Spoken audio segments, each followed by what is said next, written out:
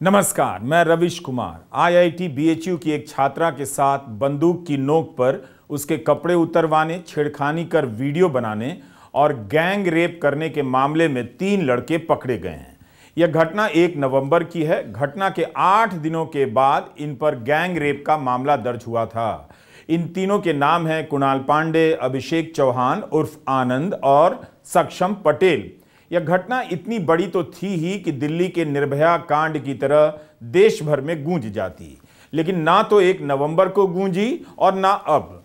2014 के पहले का समय होता तो टीवी पर बहस शुरू होने के साथ ही सबसे पहले बीएचयू के वाइस चांसलर और आईआईटी के निदेशक को पद से बर्खास्त कर दिया जाता। इस केस में यह भी नहीं हुआ। घटना के 60 दिनों के बाद इस केस में 3 लड़के पकड़े गए, जबकि ये लड़के अपराध के बाद मध्य प्रदेश में बीजेपी के लिए चुनाव प्रचार करने चले गए। कुणाल पांडे तो भारतीय जनता पार्टी के बनारस इकाई के आईटी सेल का संयोजक है, यानी प्रमुख है। सक्षम पटेल भी आईटी सेल का सह संयोजक है, यानी वो भी प्रमुख है। तीसरा आनंद चौहान आईटी सेल की कार्य समिति का सदस्य है। तीनों बनारस आईटी सेल में काम करते हैं और बनारस प्रधानमंत्री नरेंद्र मोदी का संसदीय क्षेत्र है। भारत के प्रधानमंत्री नरेंद्र मोदी के साथ इनकी तस्वीरें हैं। इसलिए आपसे आग्रह है कि इस वीडियो को आखिर तक ध्यान से देखिए। आईटी सेल के नाते उसकी इतनी हैसियत तो है ही कि वह प्रधानमंत्री से इस तरह मिलता है। प्रधानमंत्री तक वह यूं ही नहीं पहुंचा होगा, बीजेपी में खास रहा होगा, तभी उसका नाम उनसे मुलाकात करने वालों की सूची में शामिल किया गया होगा। सक्षम पटेल की क्या ही उम्र है, मगर वह इस तस्वीर में प्रधानमंत्री से मिल रहा है। प्रधानमंत्री से हर कोई नहीं मिल सकता, पार्टी के खास लोगों को ही मिलने का मौका मिलता है। जो भी मिलता है उसकी बाकायदा जांच तो होती होगी। अब यह भी देखिए, यह तस्वीर है गुजरात की। साल के पहले ही दिन खबर आई और यह तस्वीर भी। इस तस्वीर में दवा कंपनी कैडिला के सीएमडी राजीव मोदी हैं, जो प्रधानमंत्री नरेंद्र मोदी से मिल रहे हैं। इन पर बलात्कार का मामला दर्ज हुआ है। कैडिला में काम करने वाली बुल्गारियन मूल की एक महिला ने राजीव मोदी पर बलात्कार और यौन शोषण के आरोप लगाए हैं। गुजरात हाईकोर्ट के दखल के बाद इस मामले में एफआईआर हुई। मजिस्ट्रेट कोर्ट ने महिला की शिकायत खारिज कर दी थी। नरेंद्र मोदी के गुजरात में राजीव मोदी पर बलात्कार के मामले में केस तब होता है जब हाईकोर्ट का आदेश आता है, पुलिस खुद से नहीं करती। यह फोटो तो याद होगा, ऑस्ट्रेलिया का बालेश धनखड़। इसे कोरिया की 5 महिलाओं के साथ बलात्कार करने के आरोप में गिरफ्तार किया गया था। यह व्यक्ति महिलाओं को नशीली दवाएं देता था और उन्हें निर्वस्त्र कर वीडियो बनाता था। यह व्यक्ति ओवरसीज फ्रेंड्स ऑफ बीजेपी का अध्यक्ष था। 2014 में नरेंद्र मोदी जब ऑस्ट्रेलिया गए तब उनके स्वागत कार्यक्रम का अध्यक्ष था। उनके स्वागत का काम संभाल रहा था। हिंदू काउंसिल ऑफ ऑस्ट्रेलिया में शामिल था। यह सब मीडिया रिपोर्ट में आपको मिल जाएगा। बालेश धनखड़ दिल्ली में प्रधानमंत्री नरेंद्र मोदी के शपथ ग्रहण समारोह में भी शामिल हुआ। इतना महत्वपूर्ण व्यक्ति था वो। इसका केस सिडनी की एक बड़ी और महंगी वकील ने लड़ा। इस पर बलात्कार समेत यौन शोषण के 39 मामले दर्ज थे और सभी 39 मामलों में ऑस्ट्रेलिया की अदालत ने इसे दोषी पाया और सजा सुनाई। तो बलात्कार के मामले में सजा पाए गिरफ्तार लोग रैंडम लोग नहीं हैं, बल्कि बीजेपी के कार्यकर्ता हैं, शीर्ष पदों पर हैं। ऐसे लोगों की पीएम के साथ तस्वीर को आप केवल फोटो बताकर किनारे नहीं कर सकते। बलात्कार के मामले में सजा पाने वाले, आरोप में गिरफ्तार हुए लोगों की तस्वीर प्रधानमंत्री नरेंद्र मोदी के साथ मिलती है तो यह मामला केवल फोटो का नहीं रह जाता। हम नहीं कह रहे कि अपराध में प्रधानमंत्री का संरक्षण प्राप्त था, इतनी समझ हमें भी है। हम यह कह रहे हैं कि उनके नेतृत्व में उनके तमाम संगठनों में किस तरह के लोग भर गए। राष्ट्रवाद और धर्म की आड़ में ये लोग खुद को राम भक्त का दावा कर किसी पर भी जानलेवा से लेकर मनोवैज्ञानिक धावा बोल देते हैं, इसलिए उनसे सवाल बनता है। इसके पहले क्या कभी भी आपने बलात्कार के मामले में सजा पाए या आरोप में पकड़े गए लोगों की इतनी तस्वीरें आपने भारत के किसी भी प्रधानमंत्री के साथ देखी हैं? क्या इस मामले में भी प्रधानमंत्री नरेंद्र मोदी देश के पहले प्रधानमंत्री हैं? उन तक नजदीक पहुंचने की पूरी प्रक्रिया होती है। जांच होती होगी तभी कोई पहुंच पाता होगा। बलात्कार के दोषियों आरोपियों की तस्वीर तो आपने प्रधानमंत्री मोदी के साथ देखी ही। ये भी देखिए, इस फोटो में जो बंदा पीएम के साथ एयरपोर्ट पर दिख रहा है वो संजय शेरपुरिया है। यह ठग है। एक ठग रनवे तक पीएम का स्वागत करने कैसे पहुंचा? शेरपुरिया ईडी के केस रफा दफा करने के वादे करता था। 15,000 युवकों को नौकरी का झूठा वादा कर चुका था। गुजरात में भी इसका व्यापार बताया जाता है। इसे नोएडा पुलिस की एसटीएफ ने गिरफ्तार किया। मुझे एक बात बताइए, निर्भया आंदोलन के समय अगर बलात्कारियों की या शेरपुरिया जैसे ठग की प्रधानमंत्री मनमोहन सिंह के साथ तस्वीर मिल जाती तो मीडिया क्या करता? पहले पन्ने पर किस तरह की हेडलाइन लिखी जाती? फोटो का होना प्रधानमंत्री पर टिप्पणी नहीं है, उनकी राजनीति पर टिप्पणी जरूर है। प्रधानमंत्री के सिस्टम पर टिप्पणी जरूर है, जिसका काम होता है कि जो व्यक्ति पीएम से मिलने आ रहा है उसकी अच्छी तरह से जांच परख हो। उस सिस्टम पर गंभीर सवाल है। क्या प्रधानमंत्री को पता है कि धर्म का नाम लेकर कितने गुंडे, कितने अपराधी उनकी पार्टी में घुस आए हैं और घुस आने के बाद किस किस तरह की वसूली कर रहे हैं? उनके नजदीक भी आ जाते हैं, उनके फ्रेम में आ जाते हैं। यह सवाल तो हम उनसे पूछ ही सकते हैं। खुद को धर्म का नेता पेश करने में प्रधानमंत्री नरेंद्र मोदी कितना सचेत रहते हैं, सक्रिय रहते हैं। वे जानते हैं कि धर्म में खासा आकर्षण है, लेकिन धार्मिक दिखने, लगातार सेवा और आध्यात्म की बात करने का असर उनके अपने ही कार्यकर्ताओं, नेताओं को क्या सात्विक और सच्चा सेवक बना रहा है? यह सवाल है। क्या हम प्रधानमंत्री पर दोष मढ़ रहे हैं? बिल्कुल नहीं। इन लोगों के अपराध के लिए तो बिल्कुल नहीं, लेकिन उनसे यह सवाल जरूर कर रहे हैं कि उनकी राजनीति के आकर्षण में कैसे कैसे लोग बीजेपी में आए और उनके करीब पहुंचे। यह सवाल तो पूछ ही सकते हैं कि उनकी पार्टी के लोगों का धर्म और राष्ट्रवाद का नाम जपने पर चरित्र निर्माण या परिवर्तन क्यों नहीं हो सका। हम नहीं जानते कि राष्ट्रवाद और धर्म का नाम लेकर ऐसे कितने अपराधी आईटी सेल और बीजेपी में काम करते हैं। तो हम पीएम से पूछ रहे हैं कि क्या आपको इसका जवाब मालूम है? यह सवाल तो पूछ ही सकते हैं कि उनसे मिलने की क्या व्यवस्था है कि इस तरह के लोग मिल लिए। हम यह सवाल पूछ रहे हैं, कांग्रेस भी यही सवाल पूछ रही है। सबसे पहले प्रधानमंत्री जी से है। ये वही प्रधानमंत्री जी है हमारे देश के जो कहते हैं कि जब वो कोई बलात्कार के बारे में सुनता है, कोई मां, बेटी, बहन का बलात्कार होता है तो उसका दिल बैठ जाता है। अरे कहां गया प्रधानमंत्री जी आपका दिल, जब आप ही के कॉन्स्टिट्यूंसी में बनारस हिंदू यूनिवर्सिटी के छात्र के साथ आप ही के भाजपा के आईटी सेल के पदाधिकारी गैंग रेप में शामिल है। और बड़ी बात तो यह है कि वो ऐसे आपके साथ उनके फोटोग्राफ्स है। आप देखिए, कोई प्रधानमंत्री जी से अकेले अकेले ऐसे मिल सकते हैं क्या? सोचने वाली बात है। इतनी घनिष्ठता, इतना पर्सनल टॉक्स, इतना 1-to-1 रेपिस्टों के साथ, और वो भी आप ही के कॉन्स्टिट्यूंसी के अंदर आप इन्हें पनाह दे रहे हो। 60 दिन लगा, 60 डेज 60 दिन लगा है देश के यूपी के पुलिस को इनको गिरफ्तार करने में। और मजे की बात यह भी है कि गिरफ्तारी वो 60 दिन वो कहां पे बिताए? मध्य प्रदेश में चुनाव का प्रचार भी कर रहे थे यही गैंग रेपिस्ट। देखिए, कुणाल पांडे प्रधानमंत्री जी के साथ उनके 1-to-1 शेयर कर रहे हैं, और इस तरीके से 1-to-1 कि कोई भी उन पे उंगली उठाने से भी डरे। और मैं आपको ये बात दावे के साथ कह सकती हूं, अगर बनारस हिंदू यूनिवर्सिटी में वो मोर्चा नहीं हुआ होता ना, लोग वहां के जनता ने और वहां के स्टूडेंट्स ने इस बात को उठाया नहीं होता ना, तो बहुत सारे बाकी केसेस के जैसे ये भी केस दफना लिया होता। आईआईटी बीएचयू की बीटेक की छात्रा के साथ यह घटना हुई है। आईआईटी बीएचयू के कैंपस में यह कांड करमनवीर बाबा मंदिर के नजदीक हुआ। मंदिर के पास कांड हुआ। एक और ऐसा ही कांड हुआ था जम्मू के कठुआ में। जनवरी 2018 में मंदिर के भीतर 8 साल की एक बच्ची के साथ बलात्कार हुआ। उस समय शहर में बीजेपी के मंत्री, चेक कीजिए पुरानी रिपोर्ट, तिरंगा झंडा लेकर बलात्कार के आरोपियों के समर्थन में निकले थे। यह भी अपने आप में पहला मामला होगा। 2022 में 15 अगस्त के दिन और गुजरात चुनाव से ठीक पहले बिल्किस बानो के साथ बलात्कार के मामले में सजा पाए अपराधियों को जब समय से पहले रिहा किया गया, तब उनका स्वागत फूल मालाओं से किया गया।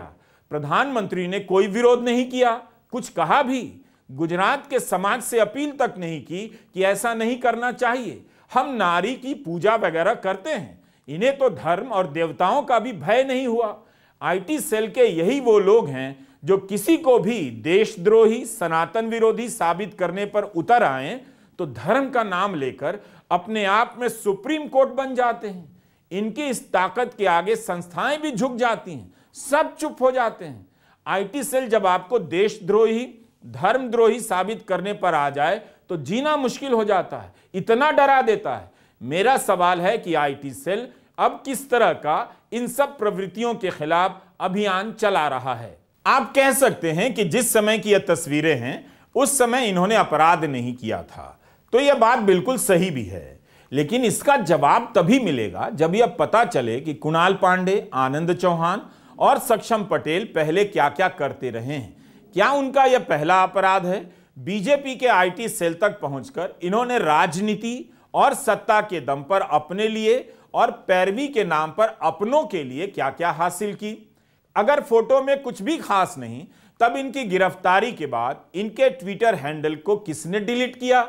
ये तो गिरफ्तार थे, तो हैंडल कौन डिलीट कर रहा था, किस लिए डिलीट किया गया? ये सारी तस्वीरें तो इन्हीं के ट्विटर हैंडल से ली गई हैं। तो कोई है जो प्रधानमंत्री से लेकर मुख्यमंत्री और बीजेपी के अन्य नेताओं की छवि की चिंता में इनके ट्विटर हैंडल को डिलीट करवा रहा था। वो कौन है? उस हैंडल में ऐसा क्या था जो डिलीट किया गया? कुणाल पांडे और सक्षम पटेल ने अपने ट्विटर हैंडल पर तो मोदी सरकार की योजनाओं का प्रचार किया है। हाल हाल तक वे मोदी की गारंटी को लेकर ट्वीट कर रहे थे। सक्षम ने 7 दिसंबर के बाद से कोई इंस्टा पोस्ट नहीं किया है। जब आप ट्विटर हैंडल डिलीट कर रहे हैं तब तो इसका मतलब यही हुआ कि आप फोटो को काफी महत्व दे रहे हैं। इन सवालों के जवाब बहुत जरूरी हैं, तभी आप दावे के साथ कह सकते हैं कि सक्षम पटेल और कुणाल पांडे ने जब प्रधानमंत्री के साथ तस्वीर खिंचाई है तब वे किसी भी प्रकार के अपराध में शामिल थे या नहीं थे? क्या दोनों संत का जीवन जी रहे थे? दिन रात मां भारती की सेवा में नारी वंदना कर रहे थे? बनारस के घाट पर गंगा के सम्मुख निर्जला तपस्या कर रहे थे? अब गोदी मीडिया भी दिन रात लगकर इन सवालों का पता नहीं करेगा। कवरेज तो हुआ है, लेकिन उस तरह घनघोर नहीं जैसे दूसरे मामलों में होता है। तो मुमकिन है कि हम और आप इस बारे में बहुत कुछ ना जान पाएं, मगर यह सवाल तो है कि आईटी सेल में पहुंचकर बीजेपी में खासकर इन लोगों ने राजनीति और सत्ता से क्या क्या हासिल किया। इनके पास वो बंदूक कहां से आई? क्या सभी तीनों के पास बंदूक थी? लाइसेंसी बंदूक थी या अवैध बंदूक थी? बुलेट किसकी थी? यह सब तब पूछा जाता जब पुलिस प्रेस कॉन्फ्रेंस करती। दैनिक भास्कर के रिपोर्टर सचिन गुप्ता का यह ट्वीट देखिए। 1 जनवरी की रात ट्वीट करते हैं कि तीनों आरोपी बीजेपी आईटी सेल के पदाधिकारी कुणाल पांडे, सक्षम पटेल और अभिषेक चौहान को कोर्ट ने 14 दिनों की जुडिशियल कस्टडी में जेल भेज दिया है। नोट: वाराणसी पुलिस ने अभी तक कोई प्रेस नोट, ऑफिशियल बयान जारी नहीं किया है। प्रेस कॉन्फ्रेंस दूर की बात है। पुलिस को बताना चाहिए कि प्रेस नोट जारी नहीं करने की बात सही है या नहीं। प्रेस कॉन्फ्रेंस क्यों नहीं हुई? 31 दिसंबर की सुबह दैनिक भास्कर के सचिन गुप्ता ने ट्वीट किया है। सूत्रों के हवाले से लिखा है कि आईआईटी बीएचयू की छात्रा से गैंग रेप के तीनों आरोपी कौन हैं, इसके बारे में पुलिस और शिक्षण संस्थान को 7 दिन बाद ही पता चल गया था। इसीलिए कह रहा हूं कि आईआईटी के डायरेक्टर को बर्खास्त करना चाहिए। आरोपियों का, सचिन गुप्ता लिखते हैं, प्रोफाइल मजबूत होने से इन पर हाथ डालने से बचा जाता रहा। संभवतः पुलिस को ऊपर से क्लियरेंस मिला, तब जाकर आज तीनों आरोपी अरेस्ट दिखाए गए। क्या अब भी आप फोटो ही करेंगे, बल्कि फोटो में नहीं देखेंगे कि कौन किसके साथ खड़ा है और साथ दिखने का लाभ किसे मिल रहा है? एक बार फिर से समझ लीजिए, नेताओं के साथ कोई भी फोटो खिंचा लेता है, उन्हें भी तनाव रहता है कि पता नहीं फ्रेम में कौन आ गया। कई बार फ्रॉड लोग जानबूझकर बहुत तरह से लग भीड़ कर फोटो खिंचा लेते हैं। खुद मैं भी तनाव में आ जाता हूं जब कोई फोटो खिंचाने के लिए बोलता है। पता नहीं होता कि यह व्यक्ति कौन है, आगे जाकर क्या करेगा और किस तरह का जीवन जीता है। मगर यह मामला वैसा नहीं है। कुणाल पांडे, आनंद चौहान और सक्षम पटेल बीजेपी के आईटी सेल में काम करते हैं। इस फोटो में सक्षम पटेल आईटी सेल के राष्ट्रीय अध्यक्ष अमित मालवीय के साथ हैं।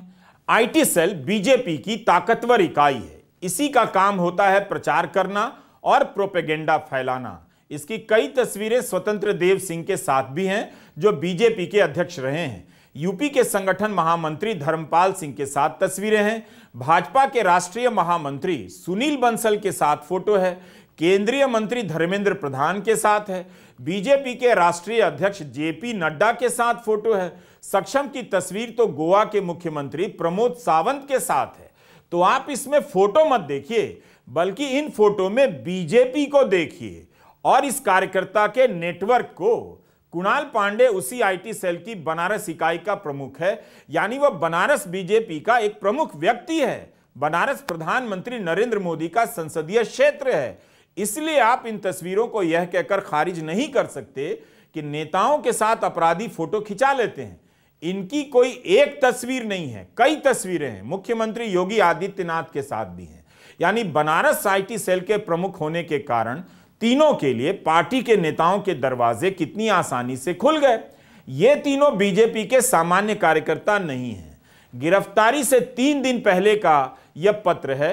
29 दिसंबर को भाजपा आईटी सेल के कैंट विधानसभा संयोजक अनुज नाग ने फेसबुक पर पोस्ट कर जानकारी दी कि भाजपा वाराणसी के आईटी विभाग के संयोजक के रूप में कुणाल पांडे को चुना गया। सक्षम पटेल को सह संयोजक बनाने की घोषणा हुई। अपराध करने के बाद भी इनकी घोषणा हो रही थी। तब तो महानगर बीजेपी के अध्यक्ष विद्यासागर राव से भी जवाब तलब होना चाहिए। इस पोस्ट में आप देख सकते हैं कि सितंबर 2021 से ही सक्षम पांडे अपने आप को मंडल का आईटी संयोजक बता रहा है। जो कुणाल पांडे नामक सज्जन है, वो यहां पर मोदी जी का स्वागत करते हुए पाए जा रहे हैं। प्रधानमंत्री के आसपास पहुंच जाना बड़ी बात है, लेकिन क्योंकि ये वाराणसी के संयोजक है, तो अपने सांसद के साथ यहां पर उनका स्वागत करते हुए पाए जा रहे हैं। इनकी तस्वीरें जेपी नड्डा जी के घर में भी उनके साथ हैं। बड़े पदाधिकारी हैं, इनकी बड़ी पहुंच है। उसके बाद बात करते हैं सक्षम पटेल की। सक्षम पटेल जी स्मृति ईरानी जी से बहुत प्रभावित है। उनका कहना है कि दीदी के बताए हुए मार्ग पर वो चल रहे हैं। ये दीदी के साथ उन्होंने एक सम्मेलन के बाद फोटो भी साझा करी थी। जो इनकी दीदी स्मृति ईरानी यहां पर खड़ी है, वो इस देश की महिला बाल विकास मंत्री हैं। स्मृति जी, आप रेपिस्ट को तो संरक्षण आपकी पार्टी देती है, आपकी चुप्पी नहीं टूटती। ये तो गैंग रेप का आरोपी आपके साथ खड़ा है, अब तो अपनी चुप्पी तोड़िएगा। असलियत यह है कि भाजपा की आईटी सेल वाराणसी, और ये उनके प्रमुख है, किसके साथ खड़े हैं आप खुद ही देख रहे हैं। भाजपा की वाराणसी की आईटी सेल ऐसे गैंग रेपिस्ट से भरी हुई है।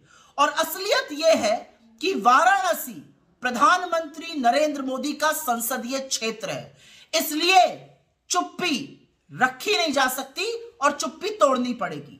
प्रधानमंत्री को भी, जेपी नड्डा को भी और स्मृति ईरानी को भी इसलिए तोड़नी पड़ेगी क्योंकि पूरे बीएचयू के छात्र दिनों दिन धरने पर बैठे रहे और ये गैंग रेपिस्ट गिरफ्तार नहीं हुए। इससे एक बात साबित होती है, भारतीय जनता पार्टी न सिर्फ बृजभूषण शरण सिंह जैसे लोगों को संरक्षण देती है, बल्कि पूरी की पूरी पार्टी ऐसे गैंग रेपिस्ट से भरी पड़ी है।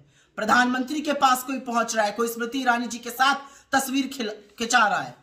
मैं जानना चाहती हूं, प्रधानमंत्री मोदी, जेपी नड्डा और स्मृति ईरानी अपनी चुप्पी कब तोड़ेंगे? ये चुप्पी टूटनी जरूरी है, क्योंकि 2023 के अंतिम दिन जो भयावह सच सामने आया है, वही भाजपा का असली चाल चरित्र और चेहरा है। यह मामला फोटो खिंचाने का नहीं, बल्कि बीजेपी का है। उस पार्टी में काम करते हुए बंदूक की नोक पर आईआईटी की छात्रा के साथ छेड़खानी का मामला है। इन पर गैंग रेप का मुकदमा दर्ज है। पुलिस ने इन आरोपियों से पूछताछ करने के लिए पुलिस रिमांड नहीं मांगी। इन्हें 14 दिनों के न्यायिक हिरासत में भेजा गया है। पुलिस ने इस मामले में कोई प्रेस कॉन्फ्रेंस नहीं की। इसलिए आप फोटो नहीं बल्कि उस बीजेपी को देखिए जिसके सामने अब संस्थाएं कितनी कमजोर नजर आती हैं। या आईटी सेल में इसी तरह के लोगों को लाया जाता है जो अपराधी प्रवृत्ति के हों, उन्हें किसी चीज का भय ना हो, झूठ बोलते हों, किसी के खिलाफ गाली तक दे सकते हों। आप जानते हैं कि आईटी सेल जब हमला करता है उसकी भाषा कैसी हो जाती है। ऋषिकेश में भाजपा नेता के बेटे पुलकित आर्या के रिजॉर्ट में अंकिता भंडारी काम करती थीं। उन पर दबाव बनाया जा रहा था कि वीआईपी गेस्ट को स्पेशल सर्विस दें। 18 सितंबर 2022 को पुलकित आर्या समेत 3 लोगों ने अंकिता की नदी में फेंक कर हत्या कर दी, धक्का देकर। रिजॉर्ट पर बुलडोजर चलाने वाले ड्राइवर ने कोर्ट में कहा है कि 23 सितंबर 2022 को उसे 2 बार फोन कर बुलाया गया। पहली बार सब डिविजनल मजिस्ट्रेट के कहने पर बुलडोजर चलाया गया और दूसरी बार यमकेश्वर की विधायक रेणु बिष्ट के कहने पर। अंकिता की हत्या के सबूत मिटाने के लिए बीजेपी की विधायक रेणु बिष्ट फोन करती हैं। यह आरोप तो लगा है। यही आरोप आजम खान पर लगा होता तो उनके घर पर अब तक बुलडोजर चल गया होता। 3 दिन पहले 30 दिसंबर की खबर है, उसी उत्तराखंड में पुलिस ने एक स्थानीय भाजपा नेता के खिलाफ मुकदमा दर्ज किया। भाजपा नेता कमल रावत पर आरोप है कि उन्होंने एक नाबालिग का अपहरण कर उसका बलात्कार किया है। गिरफ्तारी हो चुकी है और पार्टी से निकाल दिया गया है। हम अच्छी तरह समझते हैं कि गुंडे से लेकर इस तरह की प्रवृत्ति के लोग किसी भी दल में निकल आते हैं, लेकिन आप सोचिए कि कुणाल पांडे, अभिषेक चौहान और सक्षम पटेल ने जो किया है, अगर इनकी तस्वीरें राहुल गांधी के साथ होती तब क्या होता? मीडिया का कवरेज कैसा होता? तब क्या गोदी मीडिया के एंकर यही बात राहुल के लिए बोलते कि तस्वीर से कुछ नहीं होता, तस्वीर तो कोई भी किसी भी नेता के साथ खिंचा लेता है? क्या ऐसा कहा जाता? क्या बीजेपी यह कहती कि हम इसे मुद्दा नहीं बनाएंगे, फोटो तो कोई भी किसी के साथ खिंचा लेता है? बिल्कुल ऐसा नहीं कहती। आप जानते हैं कि ऐसा बिल्कुल होता भी नहीं। बीजेपी सड़कों पर आंदोलन करती, गोदी मीडिया दिन रात इसे कवर करता, सैकड़ों घंटे की कवरेज होती, प्रधानमंत्री तक बयान देते और स्मृति ईरानी तो जरूर बोलती आक्रामक अंदाज में। अब आप यह तस्वीर देखिए, महिला व बाल विकास मंत्री स्मृति ईरानी के साथ सक्षम पटेल की तस्वीर है। खुद उसने अपनी इंस्टा पोस्ट पर लिखा है कि स्मृति ईरानी के साथ आईटी सेल की कोर टीम की अहम बैठक हुई। एक केंद्रीय मंत्री आईटी सेल की बैठक ले रही हैं। पता चलता है कि आईटी सेल बीजेपी के लिए कितना अहम है। जब भी महिलाओं को लेकर मुद्दा बनाना होता है, स्मृति ईरानी को आगे किया जाता है। अपनी भावुकता के साथ, आक्रामकता के अंदाज में संसद से लेकर टीवी पर कितनी गरजती हैं, मगर इस केस में उनका गर्जन तर्जन नजर नहीं आया। आपको याद होगा कि स्मृति ईरानी ने हंगामा खड़ा कर दिया, राहुल गांधी ने फ्लाइंग किस किया है, कितना बवाल मचा, शिकायत पत्र लेकर स्पीकर के पास गई। क्या हुआ उस मामले में? लेकिन हंगामा हुआ, मीडिया ने खूब बढ़ा चढ़ा कर दिखाया। इसलिए उनसे पूछा जा रहा है कि वे क्यों चुप थीं, क्यों चुप हैं, उतनी आक्रामक क्यों नहीं हैं जितनी अन्य मामलों में नजर आती हैं।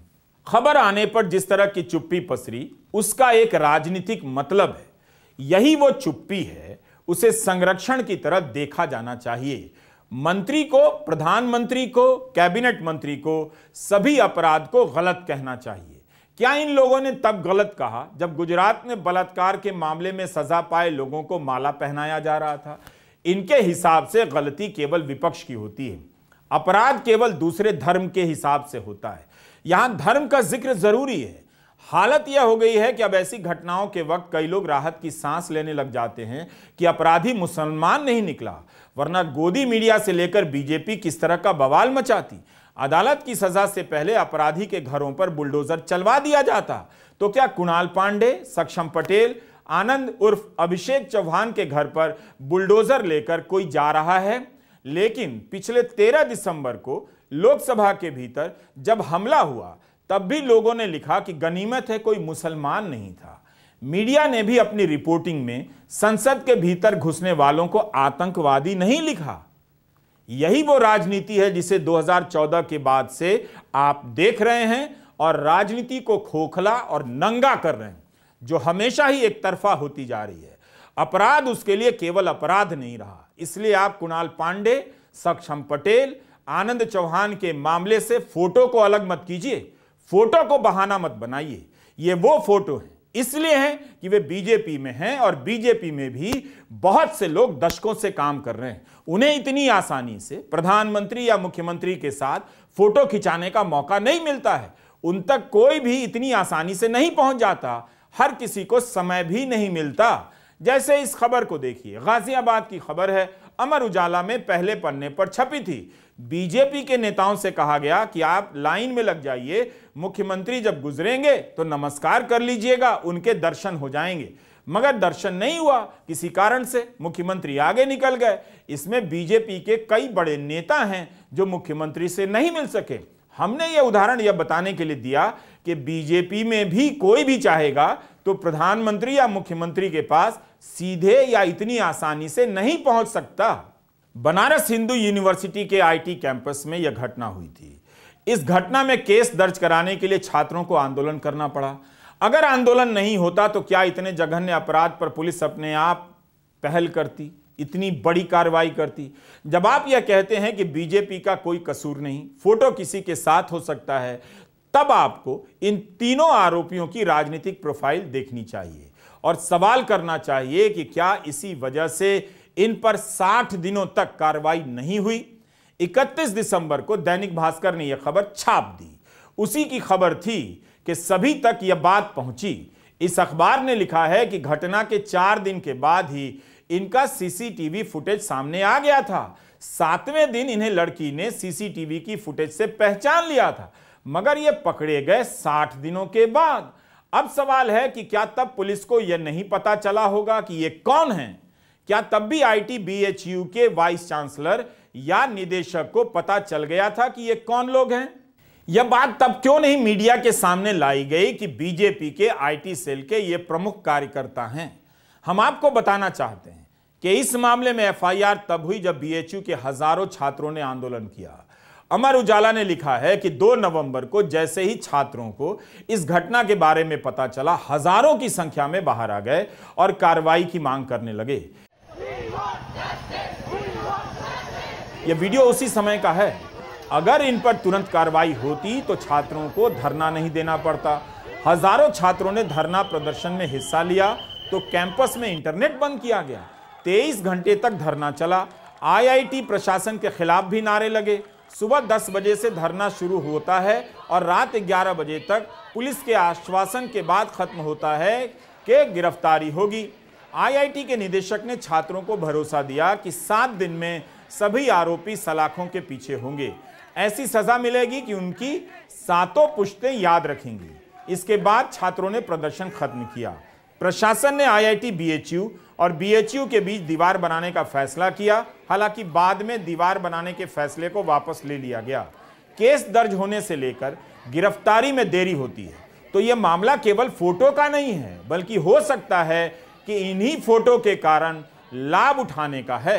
गिरफ्तारी के आश्वासन पर धरना समाप्त हुआ, लेकिन जब कुछ नहीं हुआ तो छात्रों ने फिर से 6 नवंबर को IIT के निदेशक के कार्यालय के बाहर धरना दिया। क्या इस वजह से देरी हो रही थी कि किसी को पता था या सभी को पता था कि ये लोग कौन हैं, क्या हैं? दैनिक भास्कर ने तब लिखा था कि प्रोटेस्ट कर रहे छात्र डायरेक्टर ऑफिस के सामने धरने पर बैठ गए। उनका कहना है कि जब तक आरोपियों को अरेस्ट नहीं किया जाता तब तक हम नहीं हटेंगे। इस दौरान पुलिस अधिकारियों के साथ तीखी बहस हुई। छात्र डायरेक्टर को बुलाने की मांग पर अड़े रहे।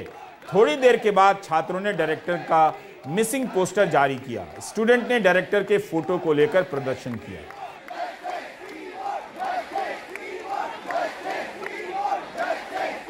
दो नवंबर को प्रियंका गांधी ने इन छात्रों के समर्थन में ट्वीट किया था और प्रधानमंत्री से सवाल किया, मगर कांग्रेस के प्रदेश अध्यक्ष अजय राय ने तो साफ साफ कह दिया था तभी कि इसमें ABVP के कार्यकर्ता शामिल हैं, तो अजय राय के खिलाफ ही मानहानि की FIR हुई।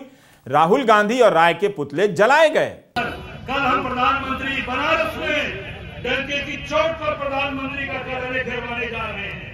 चाहे वो गोली चलाएंगे या लाठी चलाएंगे, हमारे कार्यकर्ता मेरे अनुपस्थिति में मैं नहीं रहूंगा, मैं तो आगे रहूंगा, पर हमारे कार्यकर्ता कल प्रधानमंत्री के कार्यालय को घेरेंगे और जवाब मांगेंगे और बनारस की जनता, उत्तर प्रदेश और देश की जनता ये मजबूर करेगी कि वहाँ के सांसद नरेंद्र मोदी उन बच्चियों से, वहाँ के लोगों से माफी मांगे सार्वजनिक रूप से कि उनके संसदीय क्षेत्र में बच्चियों के साथ भारतीय जनता पार्टी के लोग बलात्कार करके और भारतीय जनता पार्टी का दामन ओढ़कर, उनका चोला ओढ़कर आज राजनीति कर। कई जगहों पर यह बात आ रही है कि वीडियो फुटेज से घटना के 7 दिनों के भीतर ही आरोपियों की पहचान हो गई थी।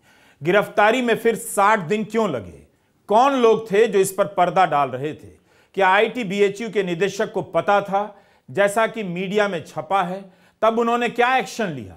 इसलिए हमारा सवाल है कि अभी तक आईआईटी बीएचयू के निदेशक को क्यों नहीं बर्खास्त किया गया? तभी कर देना चाहिए था, तब नहीं तो अब कर देना चाहिए। अगर प्रधानमंत्री को लगता है कि वे यह सब बर्दाश्त नहीं करते हैं, तो सबसे पहले इसी बात पर आईआईटी के निदेशक प्रमोद कुमार जैन को पद और सेवा से हमेशा के लिए बर्खास्त कर देना चाहिए। कि छात्राओं की शिकायत जब पहुंची तब उन्होंने क्या एक्शन लिया, और जैसा कि अखबारों में छपा है कि उन्हें पता चल गया था कि आरोपी कौन है, तब उन्होंने क्या किया? छात्र छात्राओं को धरना प्रदर्शन के लिए क्यों उतरना पड़ा? शिक्षकों को क्यों उतरना पड़ा? ये आपकी संस्थाएं हैं, चाहे सुप्रीम कोर्ट हो, इलेक्शन कमीशन हो,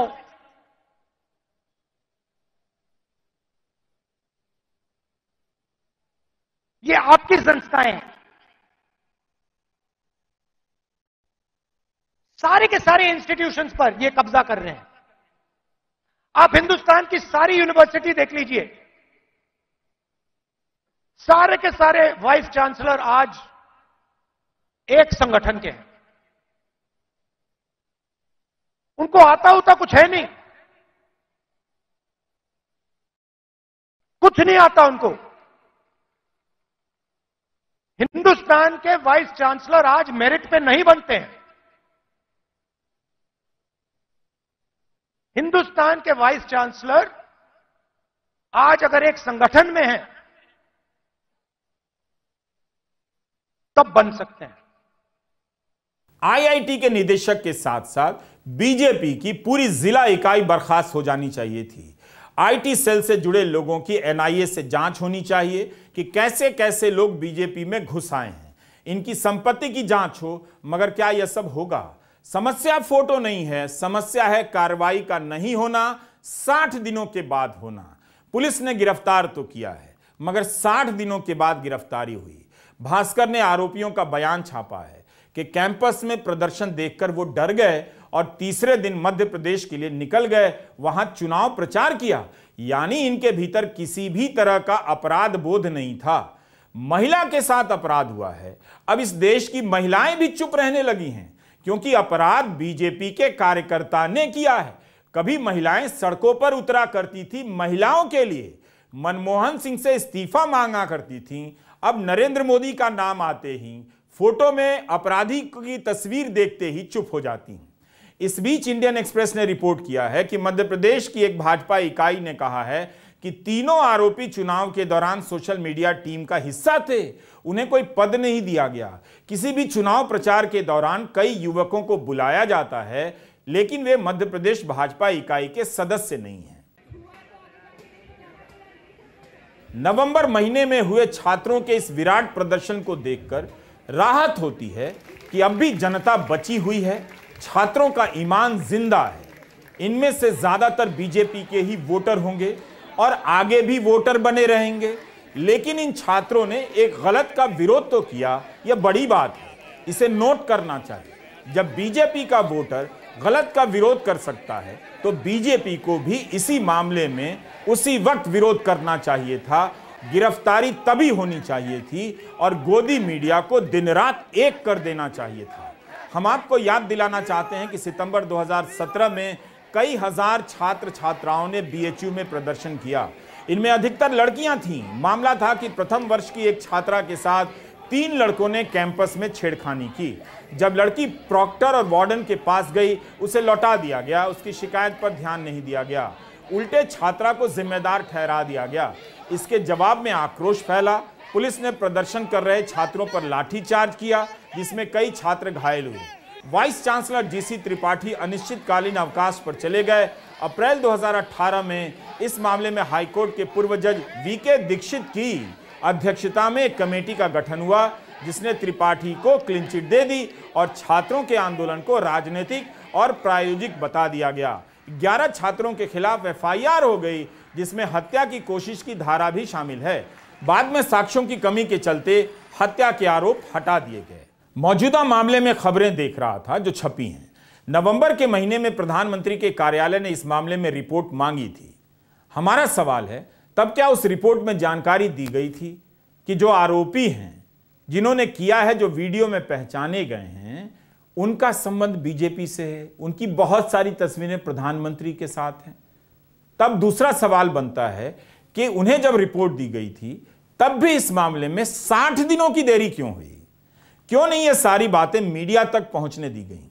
और किसी को नहीं छोड़ा जाएगा, बीजेपी इस तरह की हुंकारें भर सकती थी। क्या ऐसा हुआ? सोशल मीडिया पर इस तरह की तस्वीरों को लगाकर पूछा जा रहा है कि ये एंकर कब बोलेंगे। बोल तो रहे हैं, मगर कब दिन रात दहाड़ेंगे, जैसे विपक्ष और दूसरे धर्म के मामले में करते हैं। यह हालत हो गई है गोदी मीडिया की।